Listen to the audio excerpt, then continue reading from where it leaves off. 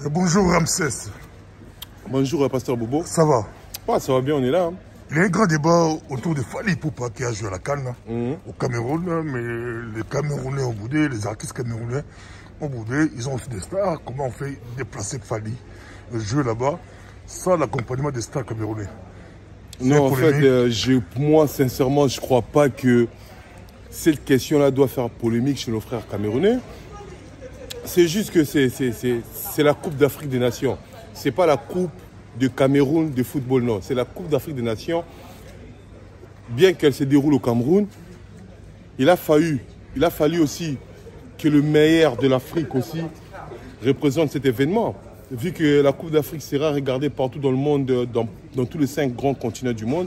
Donc il fallait bien qu'une étoile de l'Afrique aussi, qu'une star de l'Afrique, une personne qui peut représenter l'Afrique valablement, eh bien, les autorités camerounaises et les autorités de la FIFA ont fait un choix, et leur choix était clair, était Fally Ipupa, donc qui a bien presté, qui a fait sa prestation extraordinairement, qui nous a représenté le Congo, qui nous a représenté la culture congolaise et qui a représenté valablement l'Afrique. Donc, parlons sincèrement. Si c'était au Congo, le Cameroun nous pose la question, si c'était au Congo, est-ce que le Congolais allait accepter qu'une star...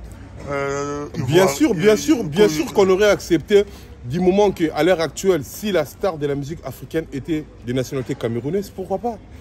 On aurait accepté sans problème, sans polémique. Pour vous, il n'y a pas match.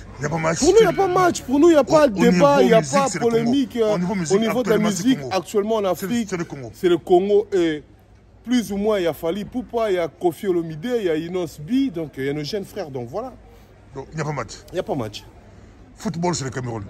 Football, voilà. Si c'est Eto'o, si c'est Roger Mila. Ils ont eu des grandes stars africaines internationaux. On s'incline. Mais aujourd'hui, à l'heure actuelle, le football, c'est donné c'est 50-50. Au Congo aussi, on a des grandes stars, tels que Cédric Bakambu. Donc voilà. Donc, par rapport au Cameroun, soyons sincères. Non, ils ont peut-être un palmarès. Si eux, ils acceptent la musique, c'est nous. Ouais. Le football, aujourd'hui, c'est le Cameroun. Non, ils ont peut-être un palmarès un peu plus garni que les autres, que le nôtre. Ben, c'est pas pour autant que je dirais qu'ils sont plus forts que nous au football. Non, ça, je ne crois pas. Donc, vous dites, Camerounais, vous avez le football, laissez-nous la musique. Non, on a la musique, on a le football, on a tout en fait. On a toute la culture africaine, tous les sports africains, c'est nous qui englobons tout. C'est là. Donc voilà. Et par rapport à Koffi Olomide, acquittement de Koffi Olomide. Déjà, par rapport à Koffi Olomide, moi déjà, je savais qu'il allait être acquitté.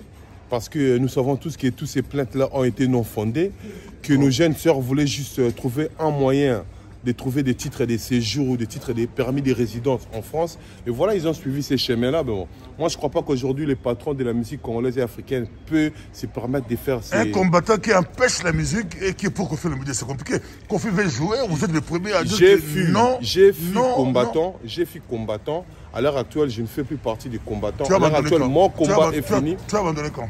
J'ai abandonné quand ma conscience a pris le dessus. Et quand l'humanisme que j'ai en moi a pris le dessus. Donc voilà, aujourd'hui, je suis ouvert aux reprises des concerts. Et je me bats même pour ces reprises des concerts. Tu vas manger? Ouais, aujourd'hui. Tu vas manger? Manger quoi? Tu vas manger, entre guillemets, tu vas manger. Non, je vais manger. Tu vas manger. Tu vas bouffer quelque chose. Pasteur Bobo, vous savez bien que si aujourd'hui on doit parler des combattants incorruptibles et déterminés, j'en fais partie. J'en fais partie. L'argent, combien ils vont me donner pour acheter ma dignité ou mon honneur? Ça n'a pas de prix, ça. C'est juste qu'il y a eu un temps pour tout. Et maintenant, c'est un temps pour faire notre combat autrement. Voilà. Autrement, c'est-à-dire? Autrement, c'est-à-dire, aujourd'hui, nous avons un fils du pays à la tête du pays. Donc, c'est-à-dire certains enjeux aussi dans le combat devront changer. Aujourd'hui, on s'est rendu compte que qui est cancer ou qui n'est pas cancer, ça n'a aucun enjeu majeur au Congo. Donc, voilà. Parlons de 3 ans de Tshisekedi. On va arrêter ici. 3 ans de Tshisekedi à la tête du pays. Il est de Bruxelles comme vous. Oui. Vous dites quoi? 3 ans, honnêtement, sincèrement, 3 ans, c'est peu pour donner mon avis. 3 ans, c'est peu pour le juger par rapport à son pouvoir. Mais ce qui est sûr, je sais que le président a un bon fond, je sais que le président a un bon cœur, qu'il a des bonnes idées. Mais juste le problème, son entourage peut-être, je crois qu'il y a un problème, ses conseillers. Il doit revoir ça. Il doit vraiment revoir ça. Mais à part ça, Je crois que le président, en lui-même, il a des bons fonds et des bonnes idées. Pour vous, le président n'a rien fait, c'est la faute des conseillers. Non. Il est en train d'essayer. Vous ciblez qui comme conseiller? Personnellement, je ne le connais pas, mais je les cible tous en fait. Ils ont fait quoi? Ils ne font pas leur travail comme il faut parce que le président, jusqu'à présent, n'a pas encore vraiment épaté la population congolaise. Parce que s'il aurait eu de bons conseils, en 3 ans, là, je crois que les social du peuple congolais auraient déjà... Et si vous étiez conseiller de Tshisekedi, je vous donne 3 minutes. Oui. Qu'allez-vous conseiller à Tshisekedi? Qu'est-ce que j'allais conseiller? Qu'on s'occupe d'abord, numéro 1, du social du peuple congolais.